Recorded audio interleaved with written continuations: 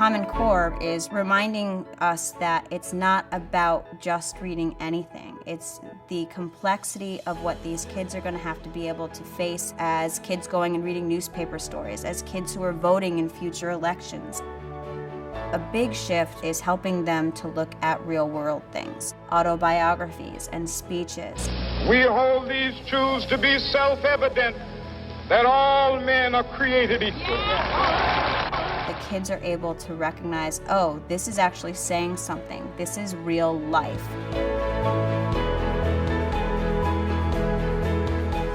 So, let's take out the narrative we looked at last night. This is rising the kind of reading we're doing to the next level. Today, we used Elie Wiesel's Hope, Despair, and Memory speech. So the paragraph that you guys focused on isn't about what you learned about the Holocaust overall. It's about what Wiesel wants you to understand that the Jewish people went through. The text-based questions that they took home with them last night enabled them to go back to the text and have a basis for understanding coming in today. What was it like for children? What were children doing during this time? Children look like old men. Old men. And then men were acting like children. Exactly. Underline that. That's a big detail, right? This is what Common Core is pushing us toward when it talks about its evidence-based discussion. Let's go back to the text. Underline the answer in the text. This ability to go back and unravel these specific details is what will eventually come out to be analysis. From those text-based questions, the class was given expansion questions, why Wiesel would have used those details, how it impacted his purpose, and what he was trying to achieve with it.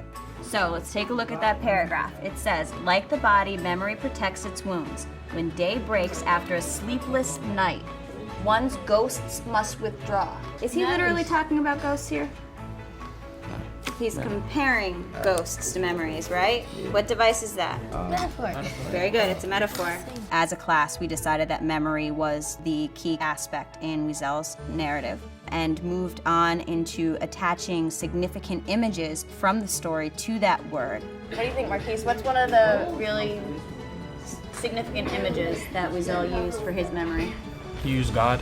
He explained it in the 6th paragraph. Like, if God was to remember, then everything will be fine. But if he was to forget, then all would be lost. Awesome. Okay, so God. So what's a good image? What's a good cross? Good. A cross. Excellent. What this has really changed about the way I do things is it's not about just these big ideas, that it's about understanding the small text in front of you and then being able to extrapolate a larger meaning. They have to make decisions. They have to work as a team, and substantiate what they're saying. They're going to walk away from high school able to use those skills, whether it be in a college classroom or in the workplace.